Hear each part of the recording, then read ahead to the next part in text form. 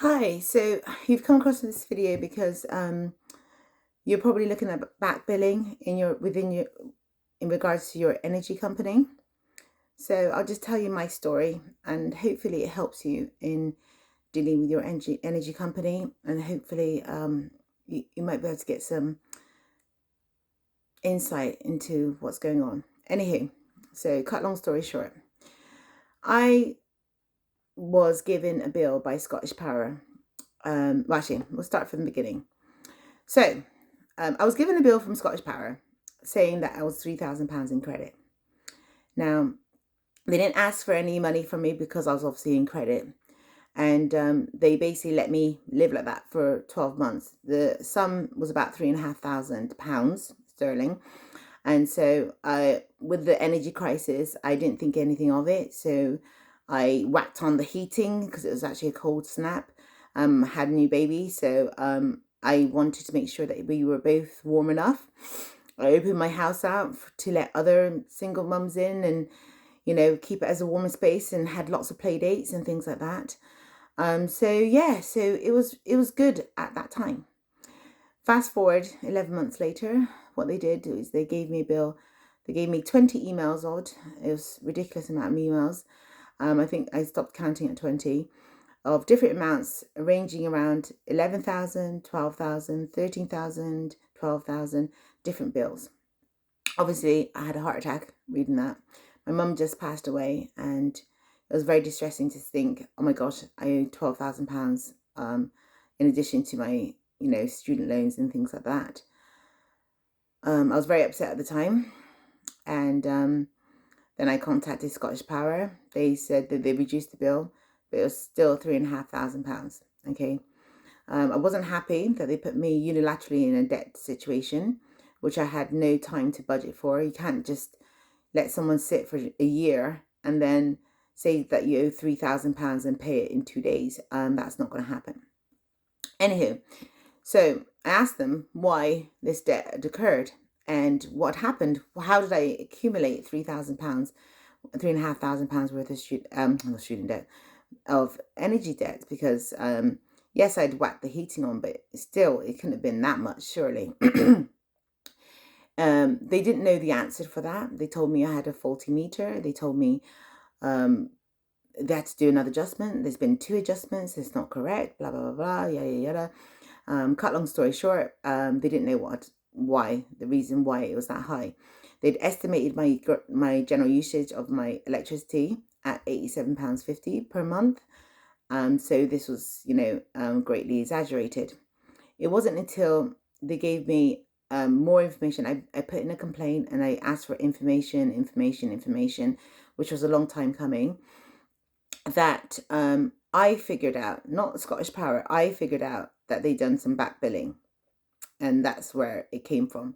But to cut a long story short, what they had done is they'd taken all my bills from 2017 and then recalculated it. Okay, which, as the back billing will say, you're only allowed to calculate for a year, and you need to get a notification of that. They did not notify me of this. They didn't give me a notification even when I was questioning how this bill occurred. So we were at an impasse. I said, well, I think you've done some back billing, and that's when they figured out they did back billing. So I took them to Energy Ombudsman Service, and from my research and what people have said on different forums, it seems that the energy companies and the Ombudsman Service are basically the same thing. It's just they're not going to do that. Even before, when I spoke to the Energy Ombudsman Service, they said there's no way we're going to just write off the debt. That's not going to happen. Even before looking at my case, which, and they said they wouldn't do that. Okay. Because I said they should write it off because it's their error, not myself. And they let me believe for an extraordinary, in a portion, especially in this current climate, that I had somehow, done this. So anyway, so we went to the Energy Ombudsman Service. They got a slap on the wrist and had to give me an apology and £200 in relation to that. But I appealed the decision of the Ombudsman Service again because that that's what they're going to leave it as. And then I said, well, you haven't tackled the back billing issue, which I thought was the major part of this whole complaint. And on appeal of the Energy Ombudsman Service, when they had to relook at it again, they did say that they were only allowed to charge me from June 2023 to June 2022. And they have 14 days to implement that. They said they're implementing it, but lo and behold, no. I called them up and they gave me a bill. They said it's about £1,425 and 45 pence, I think the correct figure is. But then I'm getting emails and letters saying that I know them £3,500, you know. I got so many calls on, I think the Wednesday just passed. I got 5 calls in one day, emails and texts constantly, all through the day, waking up baby, doing everything else. They're back to their old tricks again of calling me every single day, multiple times a day. I even said to the customer service person, I said, well, look at the notes. It tells you what's happening with this case, and maybe refer it to the ombudsman team, which they have.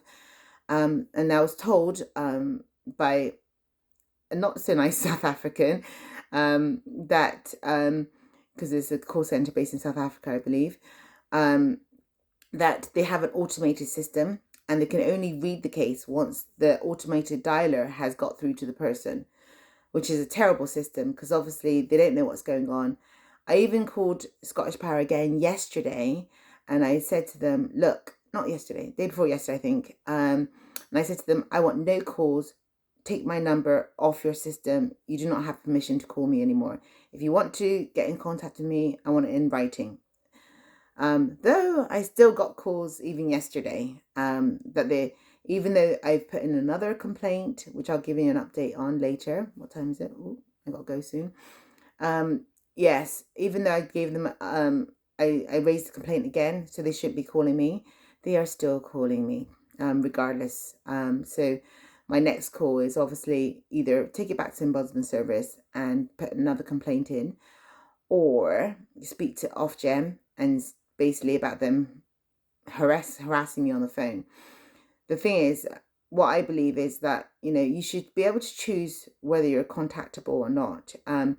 The thing is that with the advance of smartphones, what we have now, we have a situation whereby everybody expects a piece of you whenever they want to do it. And I don't think that's very healthy anyway. So yeah, I'd prefer not to do that. Personally, even before this. So yeah, that's where I am. If you want to know what happens in the end, obviously, you know, post it in the comments and let me know if you want to know what happens in the end of this. But this is my first video in relation to this, and I hope that it helps you. So if you're getting a back billing, just remember they can only go for 12 months, okay, of back billing. They have to notify you of that, and you do have other means. If you're not financially independent and you can take them to small claims or whatever, to have an actual proper sheriff deal with your case properly, then you can do that, or a judge in England. If you can't, then obviously you have to throw yourself on the mercy of the Energy Ombudsman Service and hope that you give enough information to accurately represent your case. It's a very unusual system, the Ombudsman Service. They don't give you a lot of time to actually do anything. So you get like 3 days to reply or 5 days to reply. And I personally found it very, very hard to keep up to the deadlines, which I did manage. But, you know, the Scottish Power dumped 157 different pieces of information, not in chronological order, which took me about 15 hours to go through on its own. It was jarbled emails which you couldn't read, you know, where, you know, you copy and paste or something, you just chuck it in and it comes up with lots of different symbols and things, and the letters and the words are off. It was that. There was letters addressed to me which didn't have my address on it, or had the incorrect address on it, so I didn't receive those, and it was nothing helping their case, if that makes sense, because I'd already concisely put it all in and I hadn't lied, and it did tie in to the evidence that I surprised anyway, so you can tell that they didn't even read my evidence at all. And I think that this, we are dealing with a massive inflation because the corporations are having record profits. And now we're in a situation where they are basically taking the mickey out of all of us. And the profits, if I was an old lady and I received that £12,000 bill and I just paid it because I had the money in my pensions or something, they would have got away with it. And that just can't happen. It really can't happen. So wake up. I'm a bit more awake, but I'll try to be more awake in future. I hope this helps. Peace out.